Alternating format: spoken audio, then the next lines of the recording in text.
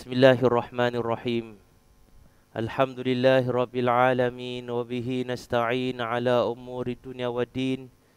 Wassalatu wassalamu ala asyrafil anbiya'i wal mursalin Sayyidina Muhammadin wa ala alihi wa sahbihi ajma'in. Rabbi shrah li sadri wa yassir li amri wahlul 'uqdatam min lisani yafqahu qawli. Subhanaka la ilma lana illa ma 'allamtana innaka antal alimul hakim. Assalamualaikum warahmatullahi wabarakatuh.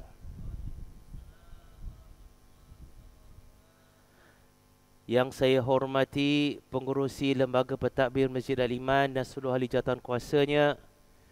Saya hormati juga Al-Fadhil Ustaz Zuhdi, para imam dan bilal masjid yang diberkati Allah Subhanahu wa taala, para petugasnya, para sukarelawannya dan seterusnya, para jemaahnya, tetamu Allah, muslimin dan muslimat yang dirahmati Allah. Alhamdulillah, seperti mana yang telah dimaklumkan oleh Ustaz Zuhdi tadi, bahawasanya kita sekarang berada dalam hari-hari yang mulia. Bahkan kemuliaan awal bulan Zulhijjah ini, iaitu daripada 1 sehingga ke 10 Zulhijjah, kemuliaannya melebihi kemuliaan 10 malam terakhir Ramadan. Orang selalu agungkan 10 malam terakhir Ramadan, tapi ketahuilah 10 malam pertama Zulhijjah ini lebih mulia daripada 10 malam terakhir Ramadan. Kerana apa? Kerana 10 malam terakhir Ramadan belum pasti Lailatul Qadar berlaku di situ. Belum pasti. Tidak ada jaminan. Mungkin dia, mungkin tidak. Tetapi 10 malam pertama bulan Zulhijjah ini, Rasulullah SAW dah sebut dalam hadis yang jelas, amalan di dalam 10 hari dan 10 malam pertama bulan Zulhijjah ini, amalannya yang paling Allah SWT suka. Amalan yang paling Allah SWT suka lihat ialah pada 10 hari pertama bulan Zulhijjah. Dan fadilat dan pahalanya lebih besar. Tidak ada yang lebih besar melainkan, kata Rasulullah SAW, orang yang pergi jihad di jalan Allah, berperang di jalan Allah dan kemudian mati syahid. Itu kira balasan yang tertinggi sekali. Maka penuhkanlah hari-hari yang mulia ini sehinggalah hari raya dengan ibadat-ibadat yang sunat. Giatkan diri kita dengan berbagai ibadat sunat, berzikir, membaca Al-Quran, berpuasa, bertafakur dan sebagainya. Mudah-mudahan dengan kita lakukan untuk Allah Subhanahu wa taala, Allah berikan kita ganjaran pahala yang berlipat ganda pada 10 hari dan pertama bulan Zulhijjah ini. Dan ibadat-ibadat yang kita lakukan dalam 10 hari pertama bulan Zulhijjah ini, kemuncaknya adalah ibadah kurban. Bagi mereka yang melakukan ibadah kurban. Maka ibadah kurban ini bukan sesuatu yang semua orang buat. Begitu juga ibadah haji, tak semua orang buat. Tetapi hampir semua, saya tak cakap semua, tapi hampir semua boleh lakukan ibadat sehari sebelum hari raya haji. Iaitu apa? Puasa pada 9 Zulhijjah. Yang mana Rasulullah SAW janjikan pahalanya kepada kita dalam hadisnya, menghapuskan dosa-dosa kecil setahun yang lalu, iaitu daripada Muharram sampailah 9 Zulhijjah tersebut, dan hapuskan juga dosa-dosa kecil yang akan datang daripada 10 Zulhijjah sampailah kepada Arafah atau 9 Zulhijjah tahun hadapan. Jadi besar ganjaran pahala bagi mereka yang mampu berpuasa dan dibolehkan berpuasa, maka cubalah berpuasa. Dan ini ibadat yang mana Allah berikan kepada ramai orang boleh lakukan. Adapun ibadah haji, segelintir saja yang Allah SWT jemput sebagai tetamunya dengan ganjaran yang besar. Dan ibadah kurban juga sebahagian daripada hamba-hambanya yang mana Allah pilih untuk jalankan ibadah kurban tersebut. Jadi kemuncak daripada 1 Zulhijjah ini bagi kebanyakan orang kemuncaknya adalah puasa pada 9 Zulhijjah. Dan bagi mereka yang lakukan ibadah haji, kemuncaknya juga pada 9 Zulhijjah, iaitu bila mereka wukuf di Arafah. Dan kemuncak bagi mereka yang lakukan ibadah kurban, kemuncaknya ialah apabila binatang yang mereka nak korbankan telah juga disembelih, maka itulah kemuncaknya. Ibadah kurban ini, muslimin dan muslimat dirahmati Allah, ibadah yang khusus boleh dilakukan hanya pada hari-hari raya haji. Hari raya haji merupakan hari raya yang lebih besar, jauh lebih besar daripada hari raya puasa. Hari raya puasa kita sambut 1 hari saja. Cuma orang Melayu yang nak menambah-nambah sampai sebulan. Tidak ada dalam Islam hari raya sampai sebulan. Hari raya cuma 1 hari saja, lepas tu dah macam biasa. Tapi hari raya haji, dia sebenarnya kalau betul-betul kira ikut takbir, daripada 9 Zulhijjah. Tapi hari rayanya bermula pada 10 Zulhijjah, kemudian diteruti dengan 11, 12, 13 Zulhijjah. 10 Zulhijjah, 11 Zulhijjah, 12 Zulhijjah, 13 Zulhijjah.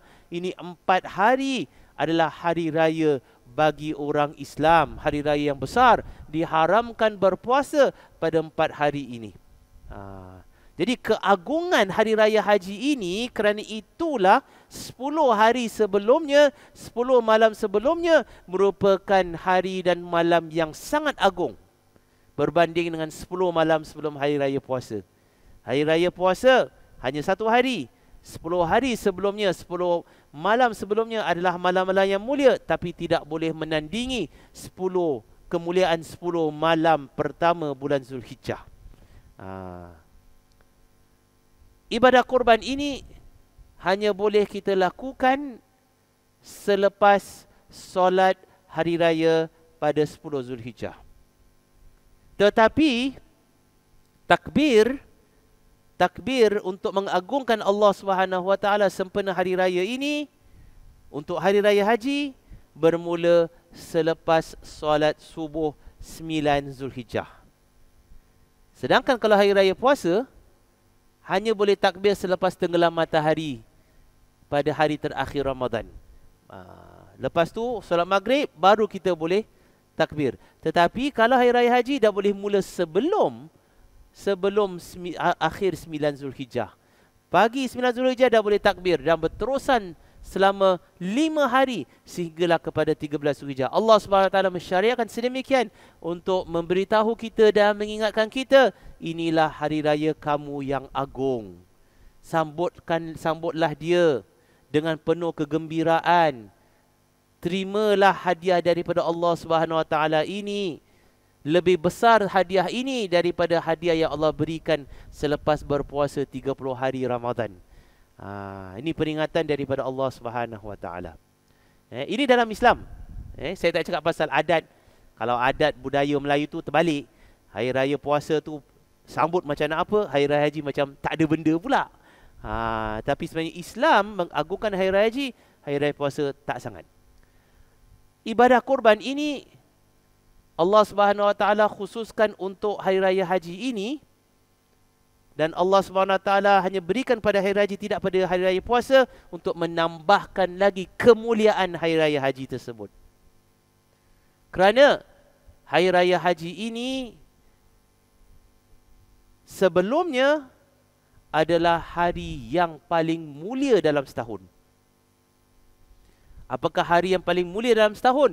Bukan hari raya puasa, bukan 27 Ramadan, bukan hari Ramadan, tetapi hari yang paling agung di sisi Allah Subhanahu Wa Taala adalah hari di mana umat Islam wukuf di padang Arafah, iaitu pada 9 Zulhijjah di sana. 9 Zulhijjah di sana. Kita tidak ada wukuf, tetapi kita ambil sempena 9 Zulhijjah juga. Maka hari itu adalah hari yang agung juga. Untuk mereka yang tidak berada di tanah suci Mekah dan di padang Arafah. Jadi semulia-mulia hari dalam setahun ini kemudian diikuti dengan hari raya haji. Kemudian Allah khususkan ibadah kurban pada hari raya haji. Ini semua kalau dikumpulkan menunjukkan betapa hari raya haji ini merupakan hari raya yang sangat agung. yang sewajarnya kita sambut dengan penuh kemeriahan dan juga kegembiraan. Melebihi daripada sebenarnya hari raya puasa sepatutnya. Nah, ibadah kurban ini, saya katakan tadi, tak semua orang boleh buat. Kenapa tak semua orang boleh buat? Kerana pertama, bilangan kambing itu tidaklah banyak sangat sampai semua orang boleh kurban. Kedua, tak semua orang mampu nak beli kambing atau lembu atau unta untuk dikorbankan. Ketiga, kalau kita korbankan binatang tersebut, dagingnya perlu diberikan kepada orang yang memerlukan dan juga untuk diri kita. Nanti saya terangkan nanti pembahagian daging tersebut. Jadi kalau semua orang buat ibadah kurban, kepada siapa kita nak kasih kambing tersebut, daging tu? Jadi kerana itu Allah khususkan, Allah pilih siapa di kalangan hamba-hambanya yang mana Allah buka hatinya untuk lakukan ibadah kurban tersebut. Nah, ibadah kurban ini, kalau dahulu kita lakukan sendiri. Kita orang yang nak korban, dia sendiri sembelih. Seperti mana Rasulullah SAW nak korbankan kambingnya, Rasulullah sendiri sembelih. Para sahabat juga sedemikian. Dan umat Islam selama 1400 tahun lakukan sedemikian. Siapa nak korban, dia sembelih sendiri. Beli kambing, dia sembelih sendiri. Itu lebih afdal. Kenapa lebih afdal? Kerana dia usaha sendiri untuk korbankan binatang yang dia beli untuk Allah Subhanahu Wa Taala ini. Tetapi masa beredar dan Allah Subhanahu Wa Taala putuskan siapa yang boleh terus lakukan dengan tangannya dan siapa yang tak mampu lakukan dengan tangannya sendiri. Sama ada dia tak mampu kerana dia itu tak berdaya, tak ada kekuatan, ataupun tak sampai hati nak potong, ataupun tak tahu nak sembelih. Ataupun seperti mana kita di konteks Singapura ini, kita dilarang untuk sembelih kambing secara live. Kenapa? Ada sebabnya. Bukan kerana diskriminasi terhadap orang Islam, tetapi kerana tak semua orang tahu sembelih kambing. Maka kalau tak tahu sembelih kambing tapi nak juga sembelih, takut-takut penyembelihan itu tak sah. Ataupun kalau sah pun, takut-takut ia menzalimi binatang tersebut. Sebab tak tahu teknik dia. Saya pernah tengok orang sembelih kambing. Dia potong satu, dia angkat pisau. Alamak, tak boleh. Dia dah menzalimi. Walaupun sah, tapi dia menzalimi binatang tersebut. Dia kena 1, 2, 3. Kemudian stay dekat situ, tak boleh angkat pisau. Berapa ramai yang belajar cara sembelih. Sedangkan sembelih ayam sendiri kita kadang-kadang takut nak buat. Tak sampai hati nak buat. Nilu nak buat. Ngeri nak buat. Apatah lagi binatang yang besar seperti kambing. Apatah lagi seperti lembu dan juga kerbau. Maka kerana itu, kerana kita di Singapura ini, orang di Singapura ini orang yang tinggal di bandar dan kota tak biasa dengan binatang. Berapa ramailah yang dapat tengok binatang kita ajak budak-budak kecil pergi zoo. Oh, ayam. Oh, jakun betul tengok ayam. Selama ni diingat ayam memang dah sembelih punya. Tapi ni live-nya ayam terperanjat. Tengok, ni orang Singapura, bukan orang kampung. Jadi kerana itu mungkin antara sebab-sebabnya ialah apa? Dilarang sembelih. Masjid-masjid kalau dulu ada penyembelihan, sekarang tidak ada lagi penyembelihan. Dan dilakukan hanya di tempat-tempat yang khas sahaja, yang mana ada fasiliti untuk nak sembelih kambing, kemudian nak kupas kulitnya, kemudian nak potongnya dan sebagainya. Kerana kalau tak tahu, dia akan menzalimi binatang tersebut. Rasulullah SAW dah berikan guideline, dah berikan panduan. Kerana Islam ni adalah ihsan. Islam ni adalah melakukan kebaikan bukan setakat kepada manusia tapi kepada semua makhluk Allah Subhanahu Wa Taala, termasuk binatang yang hendak disembelih untuk dimakan. Maka Rasulullah SAW berikan panduannya, hendaklah orang yang nak sembelih tersebut itu tajamkan pisaunya. Hijab pisaunya mestilah betul-betul tajam.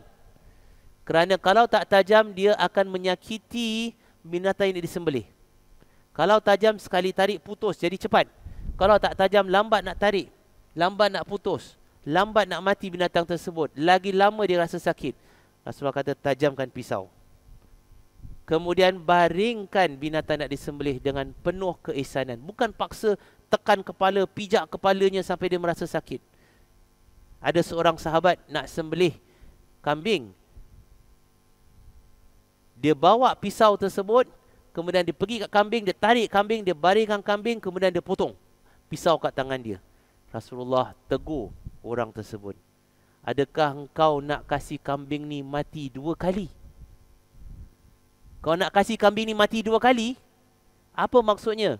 Maksudnya engkau tunjukkan pisau itu pada kambing sebelum disembelih, itu dah menjadikan dia rasa takut. Macam nak mati. Kemudian kau potong lagi, maka dia mati. Maka Rasulullah tegur. Jangan tunjukkan pisau kepada kambing atau binatang nak disembelih. Sembunyikan. Sampai masa nak potong, terus potong. Jadi binatang tu tak tahu yang dia itu akan dipotong. Jauhkannya daripada bau darah temannya yang telah disembelih. Jaga dia jangan sampai dia cedera. Berikan secukup makan dan minum dan kerehatan sebelum disembelih. Barulah disembelih. Ini welfare binatang yang Rasulullah ajar dan Islam ajar. Tapi kalau sekiranya semua orang nak sembelih, takut tak terjaga welfare binatang tersebut. Jadi mungkin kerana itu tidak dibenarkan. Tetapi ini menyebabkan kita ini apa dikatakan sebagai kerugian dari satu sudut. Kerugian yang mana orang dahulu dapat, kita tak dapat. Apa kerugian tersebut? Kalau dulu mereka sembelih sendiri, maka mereka dapat pengalaman sembelih. Sekarang kita di Singapura, kita cuma order saja, keluarkan duit, tahu-tahu dah disembelih. Maka kita kerugian pengalaman. Dan juga kalau dahulu sembelih sendiri, itu lebih afdal. Lebih afdal kerana dia menunjukkan betul-betul dia itu nak mempersembahkan korban ini untuk Allah Subhanahu Wa Taala. Nampak depan matanya pembahagiannya bagaimana, dan dia ambil daging tersebut. Jadi sekarang kita ni tidak lakukan sedemikian, maka dari sudut itu kita juga kerugian. Maka kehidupan ini seperti itu. Tak semua keuntungan kita dapat. Ada keuntungan, ada kerugian. Orang dahulu untung dapat sembelih sendiri, dapat kelebihan afdal sembelih sendiri, pengalaman dia ambil. Tapi dia mungkin kerugian dari sudut apa? Dari sudut susah payah dia tersebut itu sendiri. Sedangkan kita di sini, kita tak perlu susah payah. Tahu-tahu dapat sertifikat, dah sembelih kambing awak. Dah awak dah boleh buat apa awak nak buat.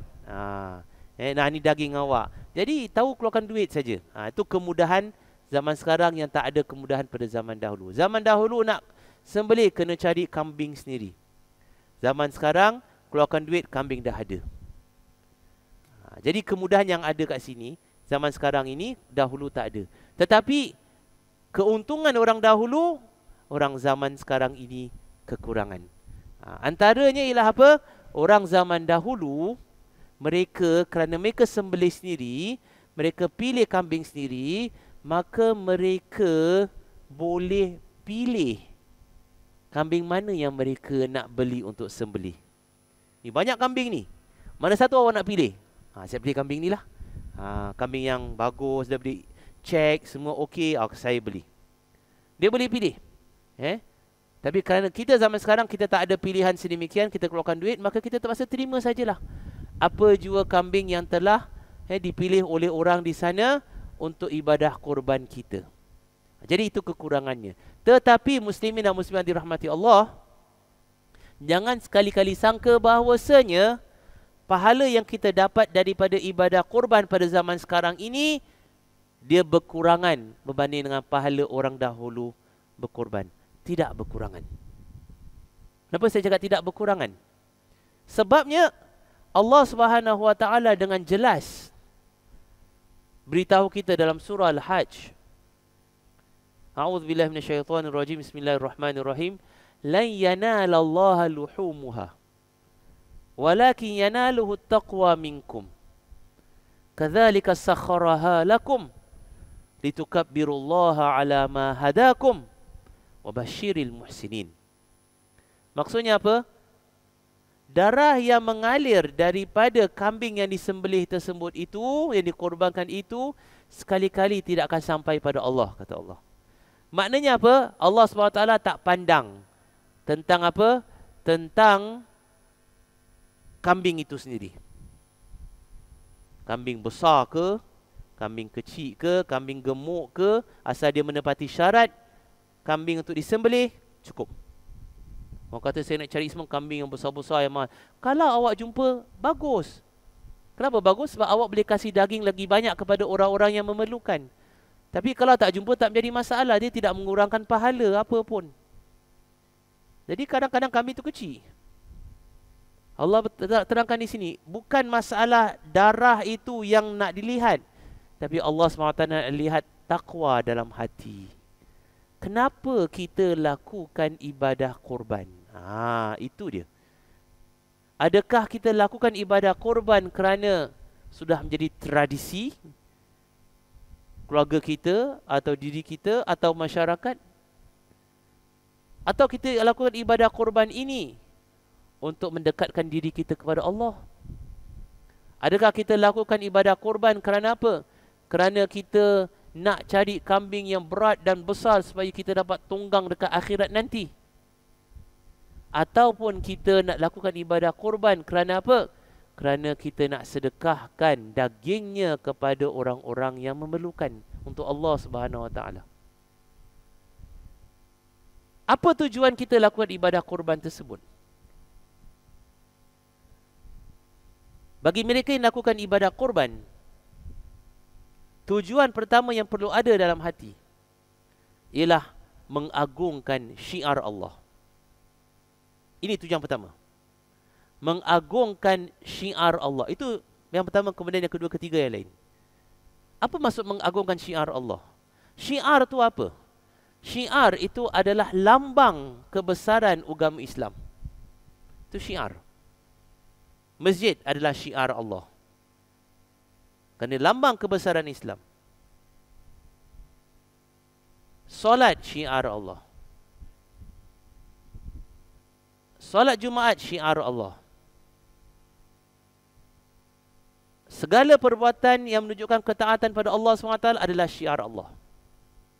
Maka ibadah korban ini adalah salah satu daripada syiar Allah. Dan Allah tekankan dalam surah yang sama yang Allah ceritakan berkenaan dengan korban ini, Allah SWT tekankan tentang syiar Allah ini. Dan ini pasal tujuan pertama. Apa firman Allah SWT dalam surah Al-Hajj? وَمَنْ يُعَظِّمْ شَعَائِرَ اللَّهِ فَإِنَّهَا مِنْ تَقْوَى الْقُلُوبِ. Sesiapa yang mengagungkan syiar Allah, itu tanda takwa dalam hatinya. Nah, ayat sebelum tadi Allah SWT terangkan berkenaan sembelih kambing itu, Allah nak lihat ketakwaan. Takwa sampai kepada Allah. Dan antara ketakwaan tersebut adalah melalui apa? Mengagungkan syiar Allah. Sesiapa yang mengagungkan syiar Allah, maka itu petanda takwa dalam hatinya. Jadi objektif pertama, tujuan pertama ibadah korban ini adalah untuk menegakkan syiar Allah. Dalam kita menegakkan syiar Allah ini,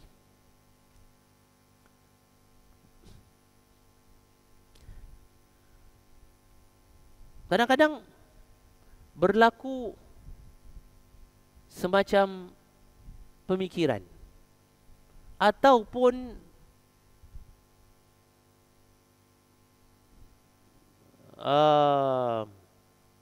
penafsiran sebahagian daripada orang-orang Islam yang berpandangan mungkin liberal, yang mengatakan bahawasanya buat apa awak nak korban?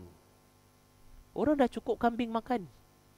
Awak nak kasih dia makan, dia dah high blood pressure. Dia dah darah tinggi.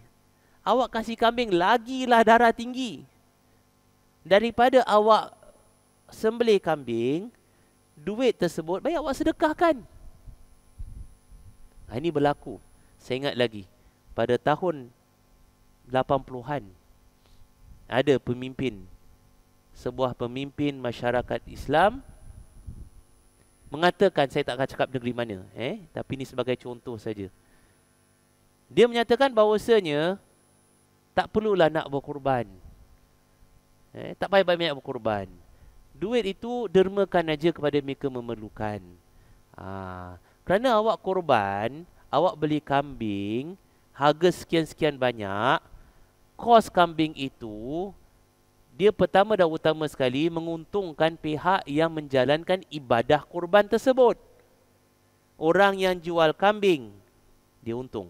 Orang yang uruskan pembelian kambing dan sembelih, dia ambil untung.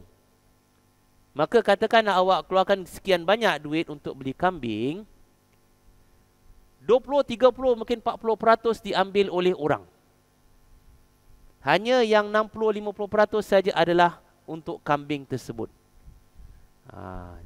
Kenapa? Kerana orang nak usaha dan sebagainya itu perlukan kos.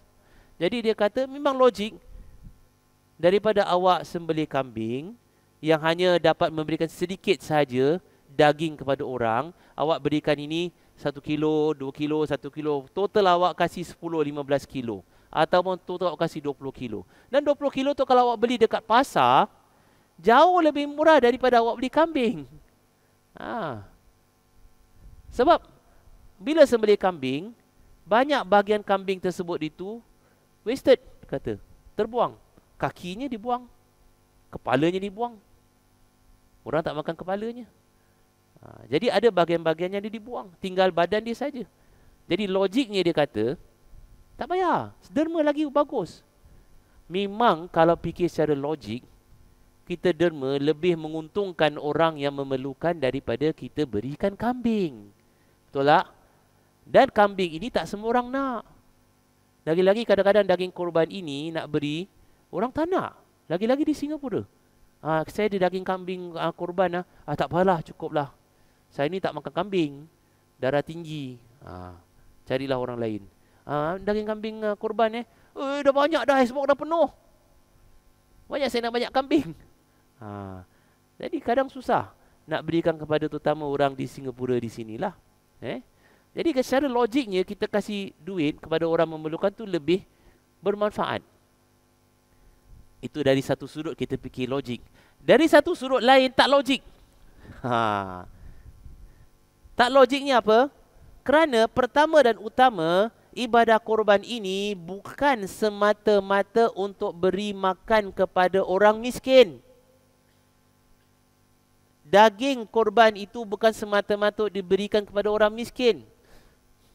Siapa yang bertujuan niat aku ibadah korban nak kasih makan orang miskin, ya bagus, tapi kena faham, tak semua untuk orang miskin. Sebab Allah SWT sebut dalam surah Al-Hajj berkenaan dengan pembahagian daging tersebut. Ayat yang sebelum saya bacakan tadi, lan yanalallaha luhumuha wala dima'uha walakin yanaluhu taqwa minkum. Tak sampai pada Allah daging kambing dan darah kambing tersebut, tapi sampai pada Allah adalah takwanya. Sebelum itu Allah SWT dah sebut berkenaan dengan pembahagian daging kambing, daging kurban tersebut itu. Wal budna ja'alna lakum fiha wal budna ja'alna lakum sya'airallahi fiha khair. Unta yang nak disembelih sebagai korban ini Allah jadikan syiar Allah. Itu dia. Itu tujuan dia. Syiar Allah, Allah sebut lagi. Dan syiar yang ada kebaikan. Fadhkuru smallahi 'alaiha sawaf. Maka bila nak sembelih, sebut nama Allah. Fa idza wajabat junubuha, apabila dah disembelih, dah jatuh binatang tersebut, fakulu minha, maka makanlah. Jadi lihat, tengok, korban ni bukan semata-mata untuk orang miskin, tapi untuk kita makan juga. Fakulu minha, kata Allah. Allah mulakan, makanlah. Wa at'imul qani'a wal mu'tar. Dan berikan juga kepada orang-orang yang apa? Yang dah, yang apa nama, hendakkan kambing tersebut, yang memerlukan kambing tersebut, dan orang yang tak memerlukan daging kambing tersebut. Maknanya dia itu dah mencukupi. Tapi tetap kalau boleh awak nak, saya beri. Maksudnya macam gitu. Dia tak minta, tapi kalau beri dia ambil. Tapi untuk orang yang memerlukan, kita berikan, orang miskin. Jadi pembagian daging kambing ini, sembelih kurban ini, bukan setakat untuk semua orang miskin. Untuk diri kita. Dan kita boleh buat apa kita nak untuk diri kita. Bahagian kita, suka hati kita. Okay. Dan juga kita berikan kepada orang-orang yang memerlukan. Yang susah dan juga yang senang. Cuma syaratnya, yang kita nak berikan daging kurban ini, mestilah orang Islam. Walaupun orang yang bukan Islam tu susah, kita tak boleh berikan daging kurban. Sebab ini ibadat khusus untuk dilakukan oleh orang Islam, untuk orang Islam. Tapi kalau kita nak berikan bahagian kita kepada orang bukan Islam, itu terpulang pada kita. Bukan maksudnya haram terus tak boleh kasih. Boleh, tapi bahagian kita. Berapa banyak bahagian kita? Kata para ulama, 1/3 saja. Lagi 2/3 untuk orang yang meminta dan memerlukan. Bahagian kita suka hati kita. Kita nak berikan pada siapa kita nak, terpulang. Kita nak makan, terpulang kepada kita. Jadi maka kerana itu, ibadah kurban ini, dia bukanlah untuk menggantikan sedekah. Yang tadi pemimpin tu cakap, lebih baik awak sedekah daripada awak lakukan ibadah kurban. Itu dari sudut satu lagi tak logik. Kenapa? Kerana ibadah kurban ini bukan untuk sedekah semata-mata, sebahagian saja untuk sedekah. Dia untuk apa? Untuk menegakkan syiar Allah. Tu dia. Menegakkan syiar Allah. Wa man yu'azzim sya'airallah fa innaha min taqwal qulub. Siapa yang menegakkan syiar Allah, itu tanda dia itu takwa dalam hatinya. Nak sedekah, lain-lain hari awak beri sedekah. Kenapa nak sampai hari haji bawa sedekah? Pergilah bulan-bulan lain nak sedekah. No problem. Anytime nak sedekah. Tapi ini ibadat khas. Jadi jangan kiaskan ibadah korban ini dengan nak sedekah kepada orang-orang miskin. Tidak. Dia sebahagian saja tujuannya. Tujuan utama adalah untuk apa? Untuk kita ini menegakkan syiar Allah. Tujuan kedua, untuk kita ini mendapat keridaan Allah dan pengampunannya. Kerana darah yang mengalir, titis darah pertama yang keluar jatuh ke bumi daripada binatang yang disembelih, dikorbankan atas nama kita, itu dah memula pengampunan daripada Allah Subhanahu Wa Taala. Bilangan darah yang terpercik dan mengalir, begitu banyaklah bilangan dosa yang Allah Subhanahu Wa Taala ampunkan. Jadi itu tujuan kita lakukan ibadah kurban juga, untuk kita nak mencari keridhaan Allah dan pengampunannya. Dan ini petanda takwa dalam hati. Tak kira sama ada kita nampak ibadah kurban itu ataupun kita tak nampak. Tak tahu dah dapat saja. Sertifikat dah kurban. InsyaAllah. Amin. Ya Allah, mudah-mudahan terima. Kalau nampak, Alhamdulillah. Terus kita takbir. Allahu Akbar, Allahu Akbar, Allahu Akbar. Kita dah nampak kurban yang kita beli tersebut dah dikorbankan. Kerana Allah SWT dah sebut dalam ayat tadi. Fadhkuru smallahi 'alaiha shawaf. Sebut nama Allah ketika nak disembelih. Bagi orang nak sembelih dan orang yang empunya kambing tersebut atau binatang itu atau unta tersebut, juga sebut nama Allah Subhanahu Wa Taala. Allahu Akbar, Allahu Akbar, Allahu Akbar, walillahil hamd. Tapi kita tak nampak, jadi kita tak boleh takbir. Tapi bila masa kita dah diberitahu kambing awak dah dikorbankan, terus kita takbir. Allahu Akbar, Allahu Akbar, Allahu Akbar, walillahil hamd. Walaupun dah lama disembelih, tapi kita takbir dengan apa? Kenapa? Kerana kita nak menegakkan sunnah Rasulullah SAW. Itu dia. Jadi oleh kerana tujuan kedua ini kita lakukan ibadah kurban adalah untuk mencari keridaan Allah Subhanahu wa taala, maka beberapa perkara perlu kita jaga. Pertama sekali, kerana kita nak pengampunan daripada Allah Subhanahu wa taala, pertama sekali sebelum binatang yang kita beli untuk korban tersebut, sebelum dikorbankan, bermula daripada 1 Zulhijjah, tidak digalakkan. Saya ulang dan saya tekan, tidak digalakkan, bukan diharamkan. Tidak digalakkan. Untuk apa? Untuk potong kuku, untuk gunting rambut dan gugurkan bulu di badan. Tidak digalakkan. Bukan haram. Kalau nak potong, potonglah. Takkan rambut dah berjurai panjang, saya dah rimas nak tunggu bila ni nak sembelih, potonglah. Awak dah tak boleh, tak nak potonglah. Dosa? Tak dosa. Habis kenapa kita digalakkan untuk kita tak potong? Sebabnya ialah bila percikan darah yang jatuh tersebut itu adalah pengampunan atas dosa-dosa kita, maka diharapkan pengampunan tersebut merangkumi semua anggota badan kita, termasuk kuku dan rambut. Jadi kita tak ceraikan kuku kita daripada badan kita, rambut kita daripada badan kita. Mudah-mudahan pengampunan tersebut termasuk semua yang ada. Selepas itu, barulah boleh dipotong kuku, rambut dan sebagainya. Tapi digalakkan bukan untuk kita lakukan sebagai benda yang wajib. Ini sebelum. Sebelum sembelih ini lebih kepada amalan jasmani, badan. Maknanya apa? Anggota zahir kita, kita jaga kuku dan rambut tak dipotong. Tapi yang lebih penting ialah, tuan-tuan yang dirahmati Allah, selepas ibadah kurban. Ini jarang orang jaga. Kambing atau lembu atau unta yang kita beli, kita sembelih, kita berbaik sangka pada Allah Subhanahu wa taala, Allah terima. Allah terima. Kenapa Allah SWT terima? Sebab insya-Allah kerana bila kita beli binatang tersebut untuk disembelih, kita beli atas dasar nak dekatkan diri kita pada Allah Subhanahu wa taala, bukan untuk kita kerana tujuan yang lain. Kita beli, kita lakukan ibadah korban untuk menegakkan syiar Allah, mencari keridaan Allah, mencari pengampunan daripada Allah Subhanahu wa taala, insya-Allah Allah terima. Tapi kalau kita beli hanya setakat suka-suka, memang dah adat, dah kebiasaan, atau semua orang buat, saya pun nak buat juga, takut-takut Allah tak terima. Takut-takut. Saya tak cakap pasti Allah tak terima, tidak, tapi takut-takut. Kerana kita tak tahu ini urusan Allah Subhanahu wa taala. Seperti mana yang berlaku kepada anak Nabi Adam alaihissalam. Dua anak Nabi Adam, Qabil dan Habil.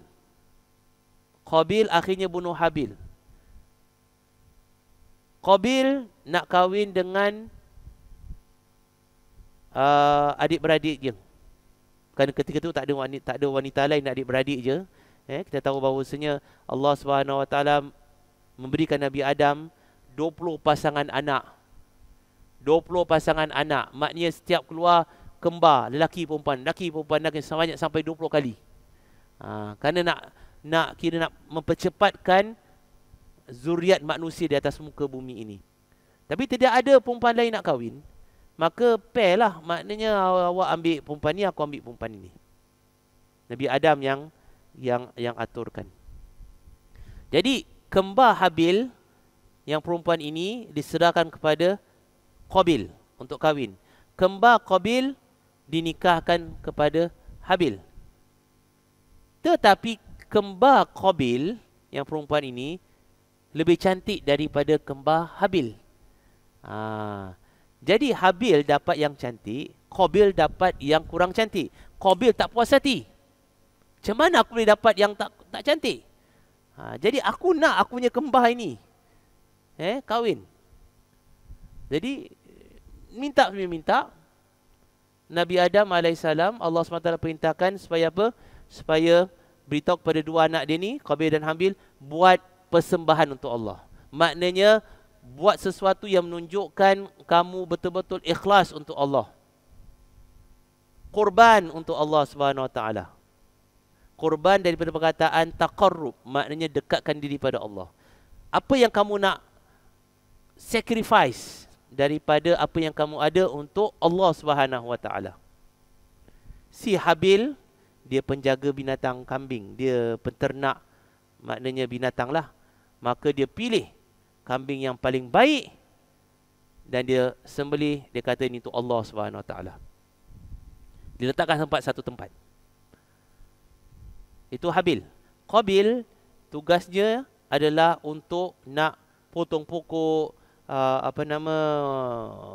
bercucuk tanam dan sebagainya. Maka dia, perasaan dia tersebut, this is not necessary. Aku nak si yang cantik ini. Ni apa ni semua ni? Maka dia cincai. Dia ambil apa saja sayur ke, tumbuhan yang mana ke, yang dah layu ke apa. Sudah ini campak, letak tempat sini. Tengok mana yang Allah pilih. Maka Allah SWT tentukan, Allah pilih pengorbanan daripada Habil kerana dia give his best. Qabil cincai, Allah tak terima.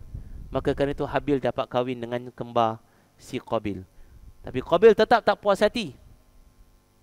Maka dia akhirnya mengambil tindakan membunuh Habil. Pembunuhan yang pertama di kalangan manusia. Allah sebut dalam surah Al-Ma'idah, watlu alaihim naba abnai Adam bil haqq. Bacakan kepada mereka cerita anak Nabi Adam, dua anak Nabi Adam ni dengan sesungguh-sungguhnya, dengan sebenar-benarnya.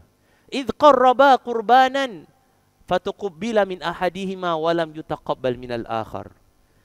Apabila kedua-duanya itu mempersembahkan sesuatu pada Allah untuk tunjukkan mereka tu ikhlas, sincere, mendekatkan diri pada Allah. Fatuqbila min ahadihima walam yutaqabbal minal akhar.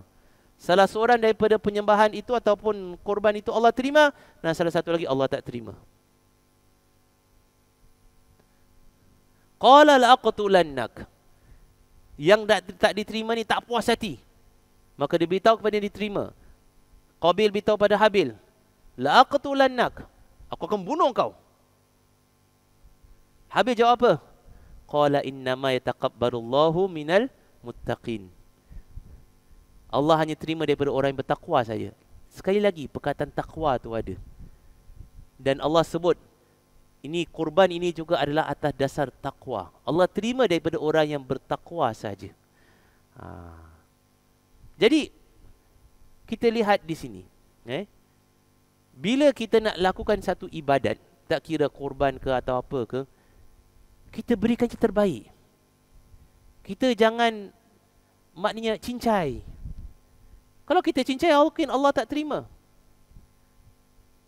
Kita berikan yang terbaik. Walaupun kadang-kadang perkara tersebut agak sukar untuk kita buat, tapi kita berikan yang terbaik seperti mana Habil tu buat. Jadi bagi mereka yang lakukan ibadah kurban, saya percaya semuanya adalah berikan yang terbaik. Berbaik sangka pada Allah Subhanahu Wa Taala, Allah terima. Bila Allah dah terima, bila kita dah disembelih kambing kita, Allah dah terima, apa kita punya tindakan kita selepas itu? Apa yang perlu kita buat selepas itu? Ini jarang orang perkatakan. Saya selepas ibadah kurban, saya nak buat apa Sebelum saya kurban, saya tahulah saya kena jaga, tak boleh potong kuku, rambut dan sebagainya. Tapi lepas kurban, apa saya nak buat? Lepas kurban yang pertama sekali adalah takbir. Nanti saya terangkan. Tapi itu immediately selepas kita dikorbankan binatang kita, ataupun lepas kita itu diberitahu yang binatang tersebut telah dikorbankan. Tapi selepas itu apa? Selepas itu jaga ketakwaan kita. Jaga ketakwaan. Kerana takwa dan iman ini turun naik. Kejap dia tinggi, kejap dia rendah. Kejap dia tinggi, kejap rendah. Jadi kita cuba nak jaga agar dia tak jatuh habis. Jaga ketakwaan itu dengan cara apa? Dengan kita tahu apa maksud takwa. Tadi saya sebut takwa. Takwa tu apa? Kalau surah Jumaat, khatib selalu cakap, ittaqullah haqqa tuqatih wa la tamutunna illa wa antum muslimun. Bertakwalah kamu kepada Allah dengan sebenar-benar takwa dan jangan kamu mati melainkan kamu dalam keadaan kamu itu Islam. Takwa itu apa? Takwa itu bukan takut pada Allah. Tidak. Takut pada Allah itu adalah khasyatullah. Khasyah. Takut apa pada Allah? Takut azab murka Allah. Yang Allah rahsiakan. Yang manusia tak tahu. Sama ada Allah murka ke tak murka. Ini perkara yang paling ditakuti oleh manusia. Tidak, paling ditakuti oleh orang yang beriman. Kerana kita tak tahu adakah Allah redha pada kita atau Allah murka kepada kita. Kita berbaik sangka pada Allah, Allah redha pada kita. Tapi hakikatnya bagaimana? Sebab kita ni siang malam lakukan maksiat. Kemurkaan Allah tu Allah sembunyikan seperti mana keredaan Allah tu Allah sembunyikan. Jadi khasyat Allah itu takut pada Allah ini bukan takwa. Maka takwa tu apa? Takwa itu seperti mana yang telah diberikan takrifnya oleh Imam Al-Ghazali adalah lakukan semua yang telah Allah perintahkan dan tinggalkan semua yang Allah Subhanahu Wa Taala larang. Simple tapi susah nak buat. Nak buat apa yang Allah perintah, kita kena tahu dulu apa yang Allah perintah. Maka kerana itu kita kena belajar. Kita kena tanya. Kita kena ambil tahu. Jangan kita lebih ambil tahu keadaan dunia ini daripada kita ambil tahu tentang agama kita sendiri. Yang ini keadaan sedih zaman sekarang ini, orang lebih ambil tahu tentang keadaan dunia, pergolakan dunia, dan lagi-lagilah kadang-kadang berlaku di antara selebriti, pelakon, penyanyi, dia kahwin, dia beranak, dia gitu ni. Kita ambil lebih tahu daripada hal agama kita sendiri. Sedangkan itu yang kena ditanya oleh Allah. Jadi kita tahu dulu apa yang Allah SWT perintahkan, kita lakukan seberapa yang boleh. Fattaqullaha mastata'tum. Allah berfirman dalam surah Taghabun. Takwalah kamu seberapa banyak yang kamu mampu. Allah SWT sebut seberapa banyak yang kamu mampu. Kerana Allah tahu kita ni lemah. Tak semestinya 24 jam kita ni dalam keadaan takwa yang tinggi je. Pasti jatuh. Jadi seberapa banyak yang kamu mampu, kamu jaga takwa kamu. Lakukan apa yang Allah perintah. Dan apa yang Allah larang, kita tinggalkan. Juga kita kena tahu apa yang Allah larang. Macam mana kita nak tinggalkan. Jangan dekat terus dengan perbuatan yang haram tersebut. Dan jangan cuba putar belit. Oh, ini haram dulu, sekarang tak haram. Oh, ini sebenarnya tak haram, sebenarnya boleh. Itu yang na'udzubillah min dzalik, yang sebahagian daripada orang Islam zaman sekarang, hatta mereka yang kononnya ada ilmu agama, mereka putar belit hukum sehingga menyatakan bahawasanya perbuatan liwat itu dibolehkan. Na'udzubillah. Summa na'udzubillah. Bila tanya, kaum Nabi Lut kan dihancurkan kerana perbuatan liwat. Dia kata, tak. Kaum Nabi Lut tu dihancurkan kerana mereka itu buat keganasan seksual, dia kata. Tidak ada dalam Al-Quran sebut sedemikian. Dia putar belit Al-Quran. Na'udzubillah min dzalik. Nak menghalalkan LGBT. Itu cerita dia. Nak menghalalkan LGBT. Maka diputar belit Al-Quran. Na'udzubillah min dzalik. Itu apa nama yang sangat-sangat dibimbangkan. Kita tak tukar Al-Quran. Sebab banyak yang kita boleh maintain takwa tersebut itu, jaga takwa, kata Allah, fattaqullaha mastata'tum. Bertakwalah ikut kepada kadar kemampuan kamu tersebut. Jadi selepas sembelih apa yang perlu kita buat, kita jaga ketakwaan kita. Allah dah ampunkan dosa kita. Jangan selepas itu terus kita nak lakukan dosa. Jaga. Allah dah redha kepada kita, maka jangan cari kemurkaan Allah Subhanahu Wa Taala. Jangan sia-siakan ibadah kurban yang telah kita lakukan tersebut. Jadi semoga dengan demikian ibadah korban ini mendatangkan manfaat kepada kita dunia dan akhirat, dan manfaatnya itu berpanjangan. Seberapa banyak yang boleh kita extendkan manfaatnya, kita cuba extendkan. Ini amalan-amalan yang boleh kita lakukan menjelang kita ini lakukan atau menjelang hari raya mana sebagian daripada kita lakukan ibadah korban. Muslimin dan muslimat yang dirahmati Allah, saya kira sudah cukup apa yang saya kongsi pada malam ini.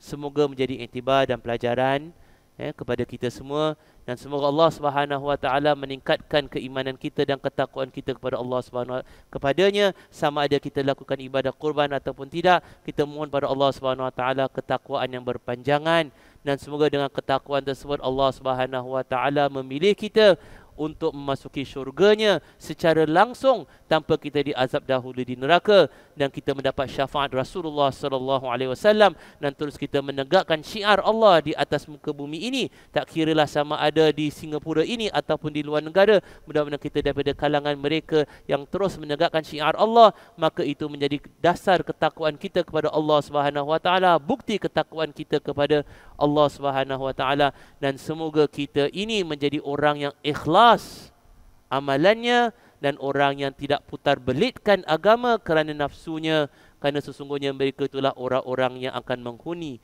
neraka nanti, na'udzubillah min dzalik. Ya Allah ya Rahman ya Rahim, terimalah doa kami ya Allah. Gandakanlah pahala daripada ibadat kami, terutama pada hari-hari yang mulia ini ya Allah. Pertemukanlah kami dengan junjungan kita Nabi Muhammad sallallahu alaihi wasallam di akhirat nanti. Berikanlah kami syafaatnya ya Allah. Selamatkanlah kami daripada api neraka ya Allah. Masukkanlah kami ke dalam syurga-Mu ya Allah. Dan ampunilah segala dosa-dosa kami dan dosa-dosa kedua ibu bapa kami dan seluruh kaum muslimin dan muslimat telah meninggalkan kami. Ya Rahman ya Rahim, ya Rahman ya Rahim, ya Rahman ya Rahim. Ya mujibas sa'ilin. Rabbana atina min ladunka rahmah wa hayyi' lana min amrina rasyada. Rabbana atina fid dunya hasanah wa fil akhirati hasanah wa qina adzaban nar. Wa sallallahu ala sayyidina Muhammad wa ala alihi wa sahbihi wa sallam.